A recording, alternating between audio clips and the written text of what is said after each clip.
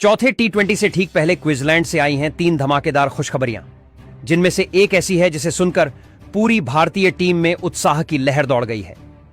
जी हां, टीम को मिल गया है उसका सबसे खतरनाक हथियार वापस और गंभीर समेत पूरी टीम इंडिया का जोश अब दोगुना हो चुका है। वहीं दूसरी ओर ऑस्ट्रेलिया की टीम को जोरदार झटके लगे हैं, उनके बड़े दिग्गज बाहर हो गए हैं। आखिरी 2 मुकाबलों से पहले टीम इंडिया को जो संकेत मिल रहे हैं वो साफ बता रहे हैं कि मैच अब किस दिशा में जा सकता है। भारत और ऑस्ट्रेलिया के बीच ये टी20 सीरीज इस समय बराबरी की स्थिति में है और गोल्ड कोस्ट में होने वाला चौथा टी20 अब फाइनल जैसा माहौल लेकर आ रहा है। करो या मरो की स्थिति बन चुकी है। लेकिन इस बड़े टकराव से पहले भारत के लिए 3 खुशी की खबरें सामने आई हैं और मेंटर गौतम गंभीर भी इन संकेतों से बेहद उत्साहित नजर आ रहे हैं। चलिए जानते हैं वो तीनों खुशखबरियां जो टीम इंडिया के हौसले को बढ़ा रही हैं। सबसे पहली और सबसे बड़ी खुशखबरी यह है कि भारतीय टीम का घातक ऑलराउंडर नीतीश कुमार रेड्डी अब पूरी तरह फिट हो चुके हैं। चोट की वजह से वे शुरुआती 3 मैचों से बाहर थे, लेकिन अब गोल्ड कोस्ट में उतरने को तैयार हैं। उनकी वापसी भारत के लिए किसी बड़े हथियार से कम नहीं। नीतीश रेड्डी की मौजूदगी टीम को एक मजबूत ऑलराउंड विकल्प देगी, जो तेज गेंदबाजी भी कर सकता है और पावर हिटिंग भी कर सकता है।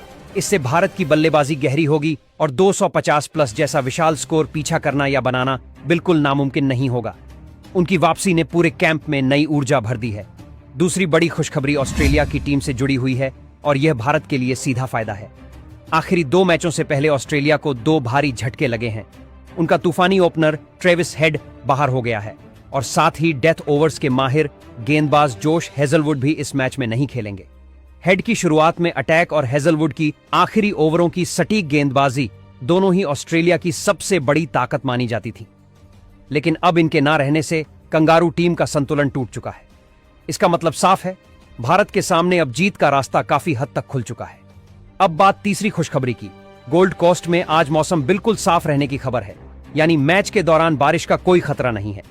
हमें पूरे 40 ओवर का रोमांच बिना किसी रुकावट के देखने को मिलेगा। न ओवर कटेंगे, न खेल रुकेगा। यह भी भारत के लिए बहुत अच्छी खबर है, क्योंकि अगर मैच पूरा होता है तो भारत अपनी असली योजना के साथ खेल पाएगा। इन तीनों अच्छी खबरों, नीतीश रेड्डी की वापसी, ऑस्ट्रेलिया के 2 स्टार खिलाड़ियों का बाहर होना और मौसम का साफ रहना, सब कुछ इस ओर इशारा कर रहा है कि आज गोल्ड कोस्ट में सूर्य की सेना का पलड़ा भारी रहेगा। अब देखना यह है कि क्या आज भारत 250 रन का कोई नया रिकॉर्ड बना पाता है या फिर सीरीज में 2-1 की बढ़त हासिल कर लेता है। मुकाबला दोपहर 1:45 पर शुरू होगा।